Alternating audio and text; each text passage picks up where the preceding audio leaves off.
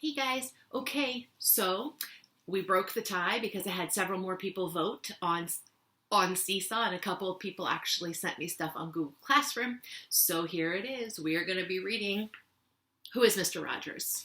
I'm excited. Mr. Rogers was one of my very favorite people when I was a kid, and I can honestly tell you that he was super important to my life. And I don't know if you guys really know who he is, but I would like you to know. So we're going to read this together, and then I will probably talk to you guys about Mr. Rogers live when we Zoom. We're going to start Zooming on Friday, and then we'll be Zooming more after spring break. So this is Mr. Rogers. We're going to start this one now. Who was Mr. Rogers? Table of contents. Lots of nonfiction text features in this whole series, right? Who was Mr. Rogers? One day when Fred Rogers was in high school, his teacher asked him for a favor. Another boy, Jim Stombaugh, had gotten seriously hurt during football practice. He'd be in the hospital for a while. He was well enough to keep up with his homework, though, if Fred would take his books to him. Fred hesitated. He and Jim didn't know each other well. Jim was a popular athlete. He was a star on the football team, the basketball team, and the track team. He got straight A's. He succeeded at everything, and everyone liked him. Fred was not like Jim at all. He wasn't athletic or outgoing. Fred wanted to help out, though, so he agreed to visit Jim in the hospital. Fred was surprised at how well they got along. Here's a picture of young Fred and Jim. He must be bringing him his books. Jim was more than a good athlete. He was a good person. Jim and Fred became friends. When Jim came back to school, he spread the word that Rogers' kid's okay. Fred's friendship with Jim helped him become more confident and outgoing. And Fred was always grateful to him. Jim had shown Fred how one person can change someone's life. Here they are walking down the halls together at school.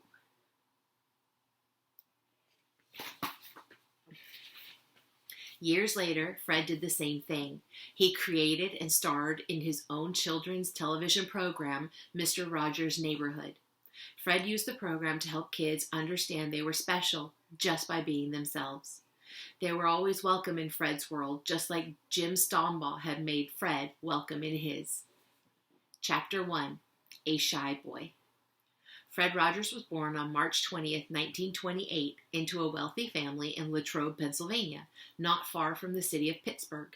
His father, James, owned a factory that made bricks for furnaces. His mother, Nancy, took care of the family. Here's a map that shows where he was born. Pennsylvania. That's on the East Coast. They were loving and attentive parents, and they taught Fred to be kind to other people. Nancy volunteered at the local hospital and knitted sweaters for soldiers.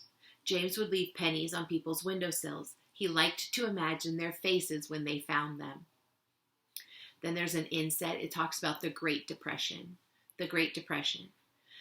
The Great Depression began in 1929. After the stock market crashed on October 29th of that year, many businesses were ruined. Ordinary people lost their homes and life savings when banks were forced to close. By 1933, a few short years later, 1 in every 4 Americans was out of work. The Great Depression lasted for 10 years and was one of the worst financial disasters in modern history. So here's a neighbor, because he would leave pennies on their windowsills, and he liked to think about them being happy when they found them. And here's a picture.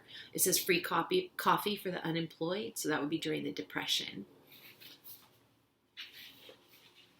Near the end of the Depression, when Fred was 11, his parents adopted a baby girl, Nancy Elaine, though they called her Laney. Until Laney came along, though, Fred was an only child. Without a brother or sister, he was always looking for ways to have fun by himself. To make up for not having many real-life friends, he created pretend ones. He used paper bags or old socks to make puppets. He gave them different names and voices, and they all had their own personalities. As long as Fred had his puppets, he didn't get too lonely. He always had someone to talk to. Here he is. He's 11, a little older than you guys, making puppets.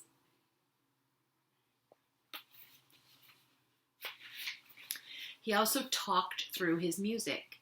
He loved to play songs on the piano to express himself. I was always able to cry or laugh or say I was angry through the tips of my fingers on the piano, he said. He had begun playing the piano when he was 5. A few years later, his grandmother offered to buy him a piano. She said he could pick out whichever one he wanted. Fred chose a grand piano. It was one of the fanciest, most expensive pianos in the store. His grandmother had not expected to spend that much money, but she had made Fred a promise, and she kept it. Fred sometimes had trouble fitting in with other kids. He was shy and chubby, and he got sick a lot. He had terrible allergies, and if there was a cold going around, Fred always seemed to catch it. Sometimes his mother wouldn't even let him leave the house. Fred was stuck indoors while everyone else was outside playing. So here's a picture of him with his piano and his grandma. And here's a picture of him having to watch while everybody else played outside because he was kind of sickly. His family was wealthier than most people in Latrobe, and some kids were annoyed by that. The Rogers even hired a driver to take Fred to school each day. Sometimes Fred asked the driver to drop him off a block away so he could walk up to the building with everyone else, but he still knew he was different. Fred did have a good friend in George Allen. George was an African-American boy whose mother had worked as a housekeeper for the Rogers family. After she died, Fred's mother invited George to live with their family.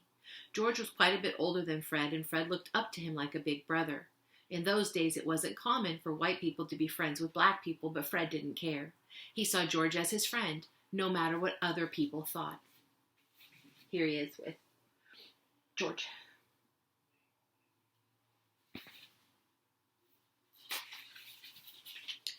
Chapter 2, Early Lessons. One day when Fred was 8, his school let out early and the family driver could not pick Fred up. He started to walk home by himself. Soon Fred noticed a group of boys following him. They made him nervous, and he walked faster. Then they began calling out insults. "Hey, Fat Freddy," they yelled. "We're going to get you." Frightened, Fred ran to the house of a neighbor. She let him come inside and stay until the boys had left.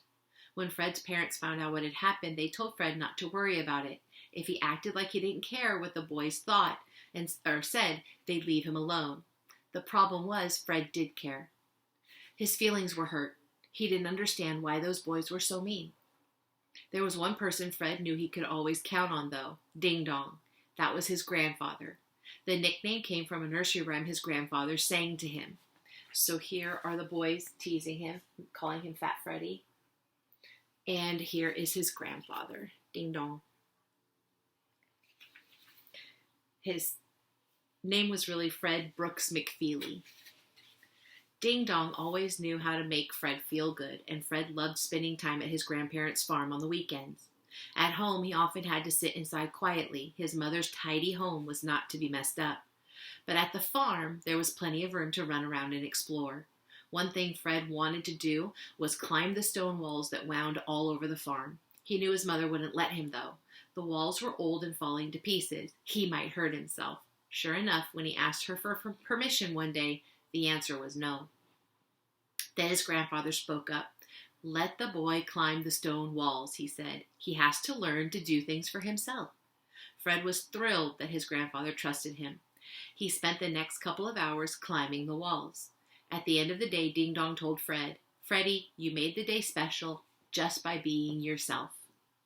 For a boy who did not have much self-confidence, it was an important thing to hear. Fred never forgot those words. Here he is climbing.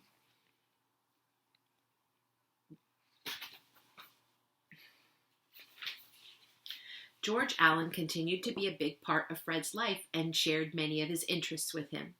George taught Fred about photography, and Fred discovered he liked to take pictures, especially ones with people in them. George also introduced Fred to jazz. Fred loved how the music sounded. It was full of surprises. Another of George's passions was flying. In the 1940s, George helped train a group of African-American pilots who attended Tuskegee Institute in Alabama.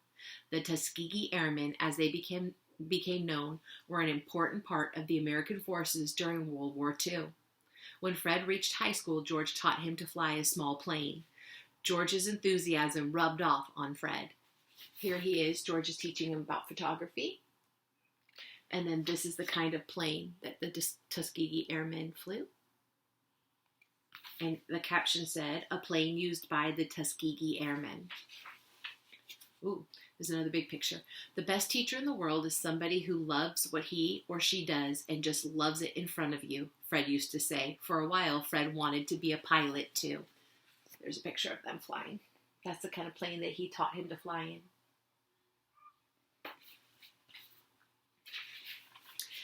In high school, Fred still felt like he was chubby and weak, so he saved up $19 and sent away for a mail-order exercise program. Then he did all the workouts, but they didn't work. Fred realized he was never going to look like a bodybuilder. He was just going to have to be himself. Fred found the things he was good at and concentrated on them. He joined the French club and the photography club. He edited the yearbook and wrote for the school newspaper. He was elected president of the student council. He had finally found his place. Fred for president, it says.